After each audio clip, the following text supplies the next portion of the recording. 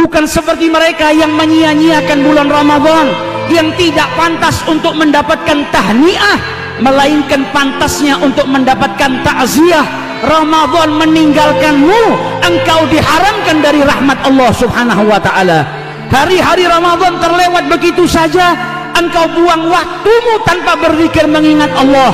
Tidak ada kalamullah yang kau baca, tidak ada sholat fardu yang kau lakukan secara berjamaah. Mereka orang-orang yang tidak pantas mendapatkan tahniah, akan tetapi mereka mendapatkan musibah karena kehilangan sesuatu yang luar biasa di bulan Ramadan. Hari ini kita mendapatkan wejangan yang luar biasa, nasihat yang disampaikan oleh salah seorang arif billah, seseorang yang punya ikatan kuat dengan Allah subhanahu wa ta'ala, seseorang yang sudah meninggal dunia, akan tetapi nasihatnya masih terus dibacakan. Nasihatnya mengajak kita agar tidak menyia-nyiakan bulan suci Ramadan. Nasihatnya mengingatkan kita akan mereka orang-orang yang mulia yang tidak keluar daripada bulan suci Ramadan kecuali mendapatkan penghargaan dari Allah subhanahu wa ta'ala. Mereka orang-orang yang beruntung, mereka orang-orang yang ketika keluar dari Ramadan pantas untuk diberi tahniah, pantas untuk mendapatkan ucapan minal aidin al-faizin karena keberhasilan mereka di bulan suci Ramadan. Bukan seperti mereka yang menyia-nyiakan bulan Ramadan, yang tidak pantas untuk mendapatkan tahniah, melainkan pantasnya untuk mendapatkan takziah.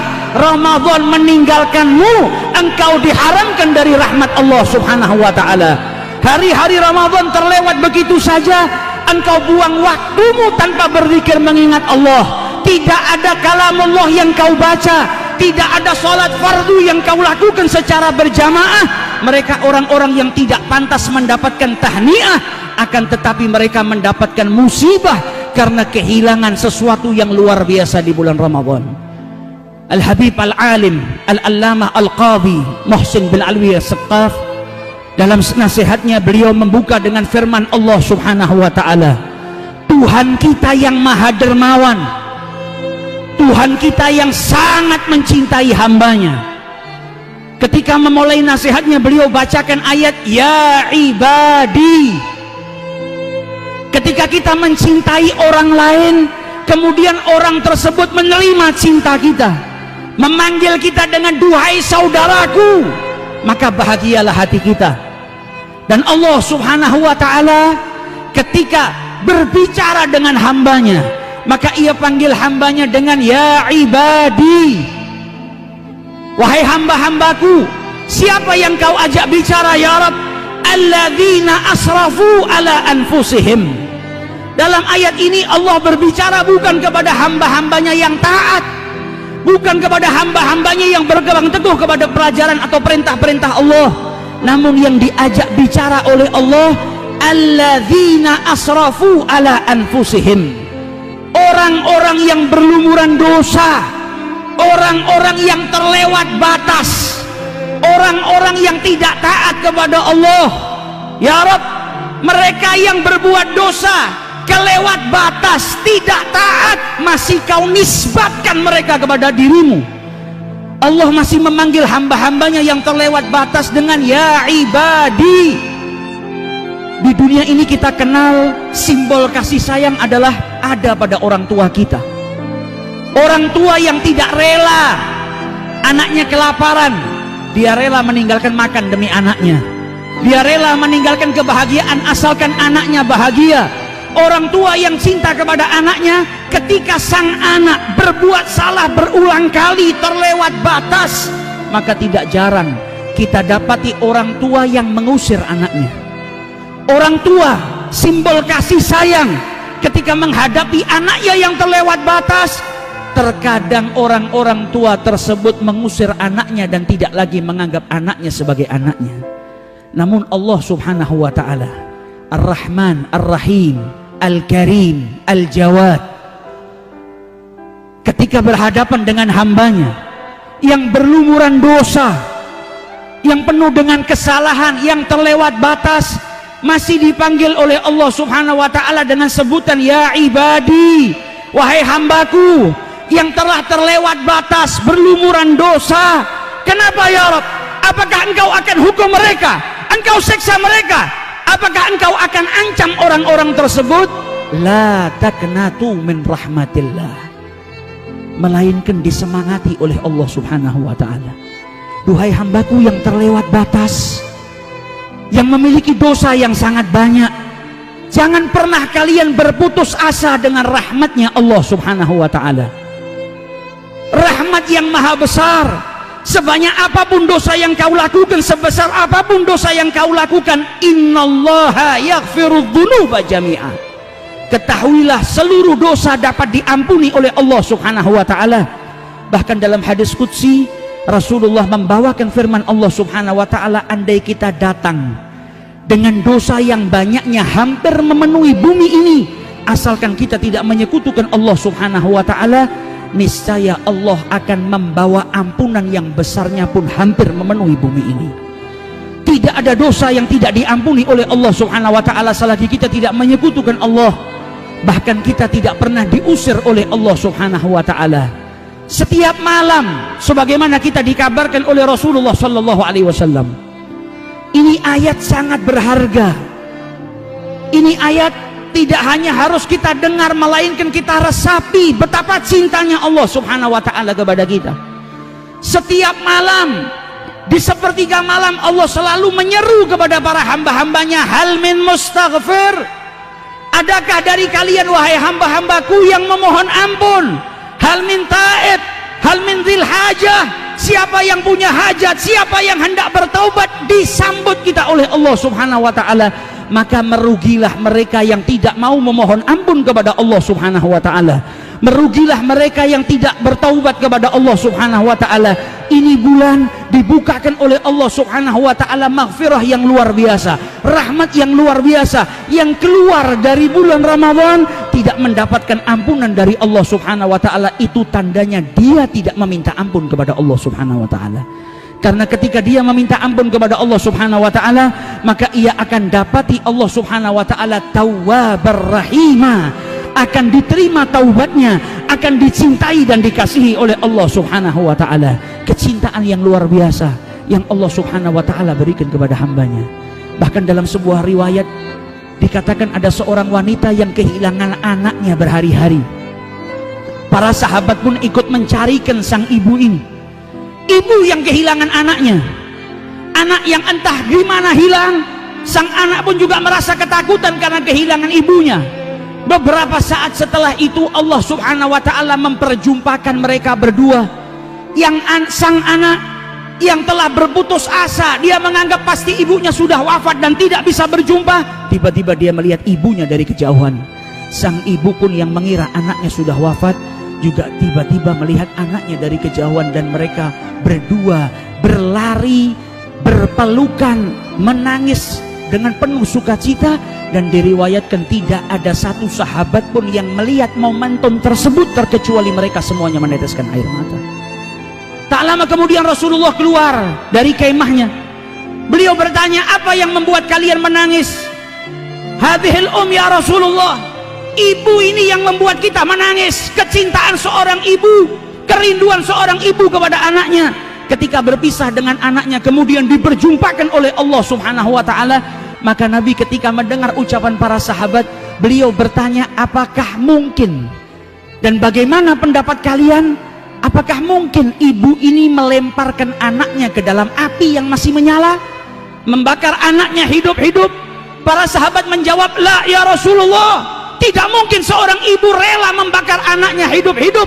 Maka apa kata Rasulullah? Innallaha arhamu bikum, Allah itu lebih cinta kepada kalian melebihi daripada kecintaan seorang ibu ini kepada anaknya.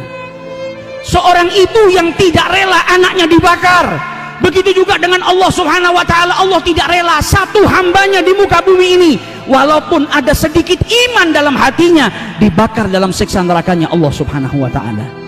Maka dari itu Allah bukakan pintu taubat selebar-lebarnya. Siapapun yang memohon ampun akan diterima oleh Allah subhanahu wa ta'ala, sehingga kita bisa dijauhkan dari siksa nerakanya Allah subhanahu wa ta'ala. Amin ya rabbal alamin. Hadirin yang dimuliakan oleh Allah subhanahu wa ta'ala, malam ini juga malam taubat. Malam ini juga malam yang Allah subhanahu wa ta'ala menjanjikan ampunan bagi hambanya. Maka jangan sampai keluar dari majelis ini kecuali kita mendapatkan ampunan dari Allah subhanahu wa ta'ala. Jangan sampai keluar dari majelis ini, dan jangan sampai keluar daripada Ramadan kecuali madrasatul Ramadan berhasil mendidik diri kita, menjadikan kita orang-orang yang lebih mampu menjalankan kehidupan selanjutnya, berpegang teguh dengan syariatnya Allah subhanahu wa ta'ala, dan menjauhi segala larangan serta sesuatu yang tidak diridhai oleh Allah subhanahu wa ta'ala. Maka dari itu jangan sampai kita sia-siakan sisa waktu yang ada ini. Mari kita mohon ampun sebesar-besarnya kepada Allah subhanahu wa ta'ala, karena tidak ada dosa yang tidak diampuni oleh Allah subhanahu wa ta'ala. Al-Imam Al-Ghazali meriwayatkan, dulu ada salah seorang dari Habasyi, dari Ethiopia, yang mendatangi Rasulullah sallallahu alaihi wasallam. Lelaki tersebut bertanya kepada Rasulullah, "Ya Rasulullah, aku ini orang yang banyak berbuat dosa, banyak perbuatan dosa besar yang pernah aku lakukan. Apakah kalau aku bertaubat kepada Allah, Allah akan menerima taubatku?" Maka dijawab oleh Rasulullah, "Na'am. Kalau engkau betul-betul bertaubat kepada Allah subhanahu wa ta'ala, engkau akan mendapatkan ampunan dari Allah subhanahu wa ta'ala." Maka ia pun pergi meninggalkan Rasulullah. Baru beberapa langkah dia kembali lagi ke hadapan Rasulullah seraya bertanya, "Apakah Allah melihat aku ketika aku berbuat maksiat ya Rasulullah? Setiap perbuatan maksiat yang aku lakukan, apakah ia menyaksikanku?" Maka Nabi Muhammad menjawab, "Na'am. Tidak ada yang tertutup bagi Allah subhanahu wa ta'ala." Maka diriwayatkan oleh para sahabat, fasaha sayhatan wa kharra mayitan. Orang tersebut kemudian berteriak, rohnya keluar dari tubuhnya, meninggal dalam keadaan bertanya kepada Rasulullah sallallahu alaihi wasallam.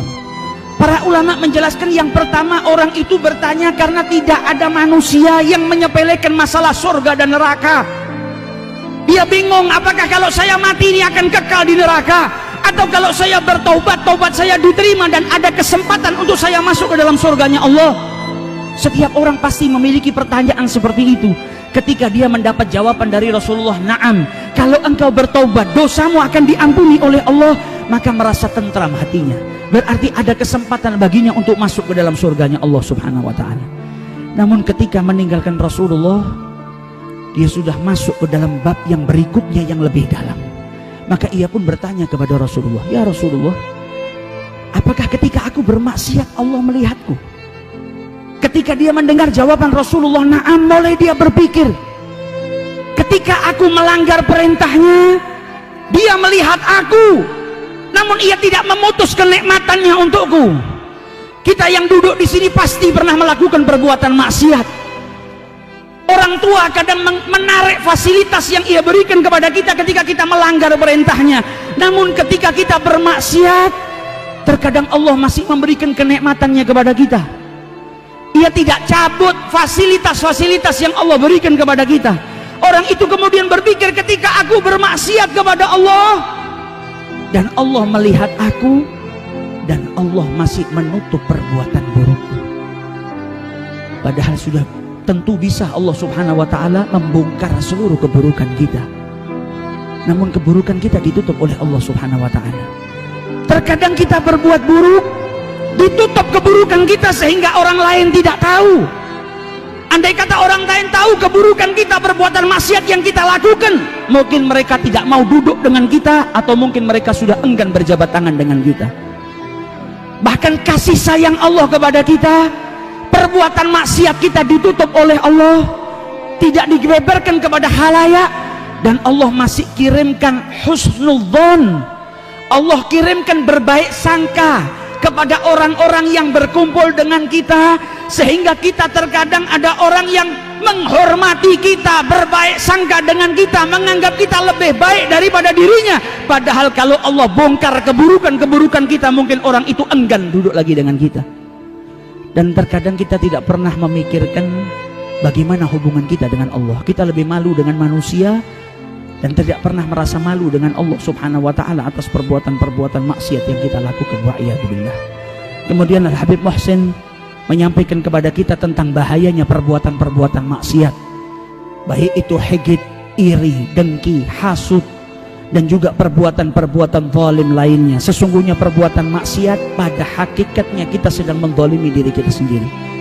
Setiap perbuatan maksiat yang kita lakukan pada dasarnya kita sedang menzalimi diri kita, karena kita membiarkan diri kita terjerumus ke dalam lubang kenistaan, karena kita membiarkan diri kita kelak mendapatkan siksa daripada Allah Subhanahu wa taala. Oleh karena itu mari kita jauhin perbuatan-perbuatan zalim. Tadi dibacakan hadis Rasulullah sallallahu alaihi wasallam bahwasanya Nabi menjelaskan kepada kita, mulutmu engkau masukin debu atau tanah, maka itu lebih baik daripada engkau memasukkan ke dalam mulutmu makanan yang diharamkan oleh Allah Subhanahu wa taala. Setiap kali orang kemasukan makanan yang haram, selagi makanan itu ada di perutnya, belum bertaubat kepada Allah Subhanahu wa taala, dikatakan oleh Rasulullah tidak diterima salatnya oleh Allah Subhanahu wa taala. Bahkan para malaikat yang ada di langitnya Allah, sebagaimana kita ketahui langit lebih besar daripada bumi, dan Nabi Muhammad mengatakan tidak ada satu hasta pun di langitnya Allah terkecuali di situ ada malaikatnya Allah Subhanahu wa taala. Dan mereka yang kemasukan makanan yang haram dilaknat oleh seluruh malaikatnya Allah yang ada di langitnya Allah Subhanahu wa taala, madamatil luqmah, selagi makanan yang dia makan tersebut masih ada di dalam perutnya. Selagi makanan itu masih ada, waktu terus berjalan dan dirinya dilaknat oleh malaikatnya Allah Subhanahu wa taala, wa iyadzubillah. Maka dari itu perhatikan apa yang masuk ke dalam perut kita, perhatikan apa yang masuk ke dalam perut anak-anak kita dan keluarga-keluarga kita. Jangan sampai mereka kemasukan makanan yang syubhat, jangan sampai mereka kemasukan makanan yang haram, karena Rasulullah bersabda, man nabata fi jismihil haram, yang tumbuh dalam dirinya makanan dari makanan yang haram, fannaru aula bih, maka tidak ada tempat yang pantas bagi dirinya kecuali nerakanya Allah Subhanahu wa taala. Sayyidina Abu Bakar As-Siddiq ketika diberi makan oleh anaknya, maka saat itu beliau merasa lapar yang luar biasa dan beliau makan, dan sudah pasti anaknya tidak memberikan makanan kecuali yang halal. Maka sang anak bertanya, wahai ayahku, tumben engkau tidak bertanya makanan ini asalnya dari mana? Karena kebiasaan Abu Bakar As-Siddiq tidak makan kecuali dengan puluhan pertanyaan terlebih dahulu. Kau dapatkan dari mana? Siapa yang memberikan dirimu? Bagaimana ini dan itu? Maka anaknya merasa takjub, kenapa malam hari ini kau tidak bertanya? Kata Sayyidina Abu Bakar, saya malam hari ini lapar yang luar biasa sampai saya lupa bertanya. Maka sang anak mengatakan, ini makanan saya dapatkan dari pesta pernikahan. Ada orang Badui yang menikahkan anaknya, saya lewat, saya diberikan makanan ini. Maka Sayyidina Abu Bakar As-Siddiq khawatir daging yang disembelih atau makanannya bercampur dengan sesuatu yang syubhat, maka dia masukkan telunjuknya ke dalam mulutnya, ia muntahkan seluruh makannya. Dalam sebuah riwayat sampai tidak tersisa kecuali darah yang keluar. Anaknya bertanya, ahakadha ya abadi, sampai dengan batas seperti ini engkau mengeluarkan makananmu? Ia tidak jawab. Kemudian ia mengangkat tangannya, ya Rabb, ini yang bisa saya lakukan. Adapun kalau masih ada sisa di dalamnya, saya sudah berusaha mengeluarkannya, maka sisanya itu adalah ampunanmu ya Rabb. Maka dia kemudian berkata kepada anaknya, lebih baik saya mengeluarkan seperti ini, walaupun harus dengan ruh ini saya keluarkan, maka saya keluarkan, daripada tumbuh di dalam tubuh saya sesuatu yang haram, sehingga Nabi mengatakan tidak ada tempat yang pantas kecuali nerakanya Allah Subhanahu wa taala, wa iyadzubillah. Itulah mereka orang-orang yang hatinya hidup, min ahlil basirah. Ramadan ngajak kita untuk menghidupkan jiwa kita. Ramadan ngajak kita untuk menghidupkan hati kita, batin kita. Kita sudah dididik di bulan Ramadan ini untuk membuktikan kecintaan kita kepada Allah. Karena cinta tanpa pengorbanan bukan cinta. Ramadan kita sudah naik ke derajat yang lebih tinggi daripada derajat kita sebelumnya. Di Ramadan ini kita membuktikan cinta kita kepada Allah dengan apa? Meninggalkan perkara yang halal karena Allah Subhanahu wa taala. Kita tinggalkan makan karena siapa? Karena Allah. Kita tinggalkan minum karena siapa? Karena Allah. Kita tinggalkan banyak hal semata-mata karena Allah. Ini adalah pembuktian cinta kita kepada Allah Subhanahu wa taala.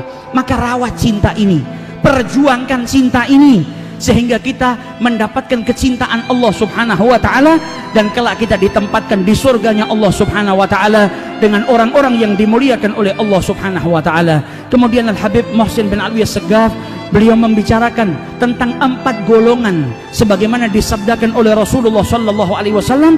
4 golongan ini tidak dimasukkan ke dalam surganya Allah, diharamkan dari surganya Allah, dan juga diharamkan daripada kenikmatan-kenikmatan yang ada di surganya Allah Subhanahu wa taala.